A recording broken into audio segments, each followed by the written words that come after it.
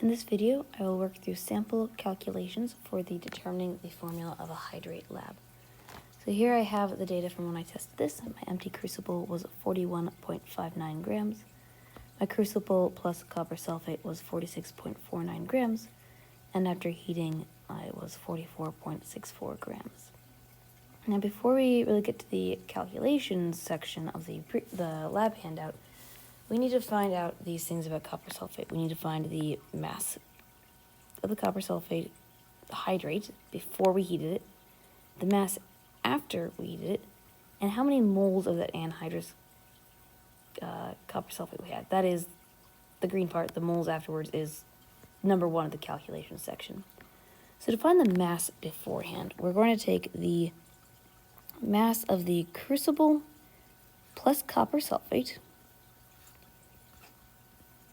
Your numbers might very well be different, but you'll be able to follow along and plug in your own numbers. Minus the mass of the empty crucible. The stylus is getting worse. That says empty crucible. So for me, that was 46.49 grams minus 41.59 grams, which is 4.9 grams. So that is how much hydrated copper sulfate I started with.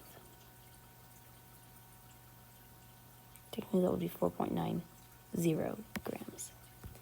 To find the mass after, I'm going to take the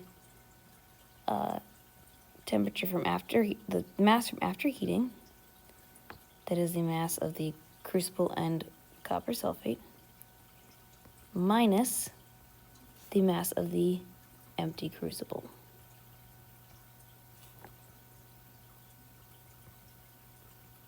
So that is going to, with my numbers, be 44.64 grams minus 41.59 grams. And that will be 3.05 grams. So this is how much anhydrous copper sulfate there was, assuming that all of the water was driven off.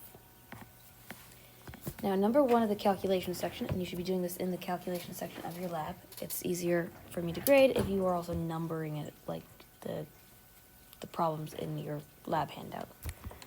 Asks you to find the moles afterwards. You're going to get that from the mass, and it even gives you the molar mass of anhydrous copper sulfate.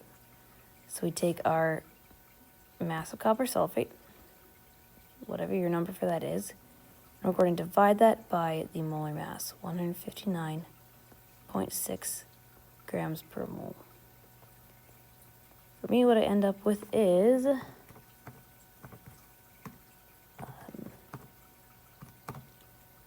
0.019 moles. Your answer will probably be in about this ballpark. Just going to write that up here so I don't lose track of it. 0.019 moles. Question number 2 asks, how many grams of water were lost during heating? And I've written that we can fill this in here. Well, the water lost is going to be the difference between the copper sulfate's mass before and the mass afterwards, because the only thing that is different is going to be the water. So we're going to take that 4.9 grams, the mass of the copper sulfate before heating, minus 3.05 grams. So mass before minus the mass afterwards. In this case, it is 1.85 grams of water.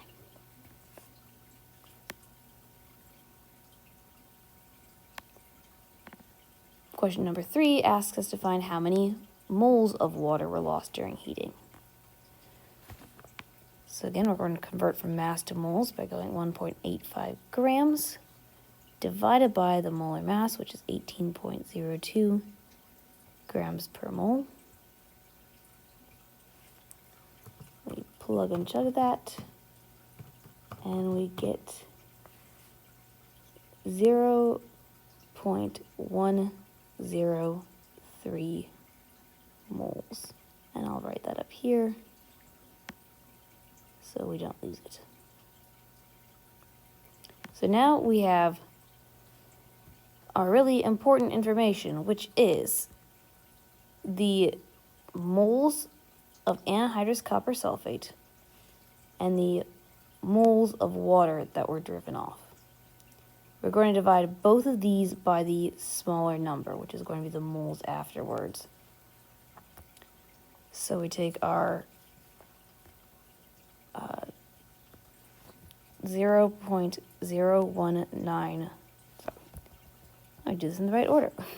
We take our moles of water, because that's the biggest number, and we're going to divide that by the moles of copper sulfate, the 0.019 moles. This is just like with the empirical formula. We've converted to mass. Now mass to mole. Sorry. Converted to mole, now we divide by small. I was thinking of this wrong type of problem.